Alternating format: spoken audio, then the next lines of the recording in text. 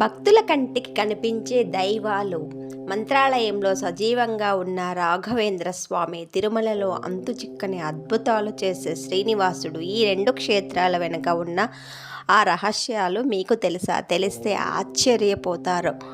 మొదటగా మంత్రాలయం తుంగభద్రా తీరాన రాఘవేంద్ర స్వామి వారు సజీవంగా బృందావన ప్రవేశం చేశారు. తాను భౌతికంగా లేకపోయినా 700 ఏండ్ల పాటు తన భక్తులకు సూక్ష్మ రూపంలో రక్షిస్తానని మాట ఇచ్చారు. అందుకే అక్కడ గాలిలో కూడా ఆయన జపం వినిపిస్తుందని భక్తుల నమ్మకం.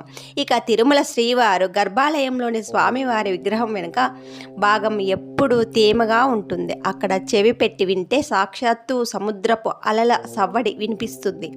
ఇది సైన్స్ కూడా ఇప్పటికీ ఒక అంతుచిక్కని అద్భుతం. కష్టాల్లో ఉన్నప్పుడు ఆ రాఘవయ్య నామం, ఆపదల్లో ఉన్నప్పుడు ఆ ఏడుకొండలవాడి గోవిందనామం, భక్తుల కొండంత అండ. ఈ రెండు క్షేత్రాల మహిమలు వర్ణనాతీతం. మీకు ఈ రెండు పుణ్యక్షేత్రాల్లో ఏది బాగా ఇష్టం? కామెంట్స్లో ఓం శ్రీ రాఘవేంద్రాయ నమః లేదా గోవింద గోవింద అని రాయండి. ఇలాంటి మరిన్ని ఆధ్యాత్మిక విశేషాల కోసం ఇప్పుడే ఫాలో అవ్వండి, సబ్స్క్రైబ్ చేయండి, లైక్ చేయడం మర్చిపోకండి.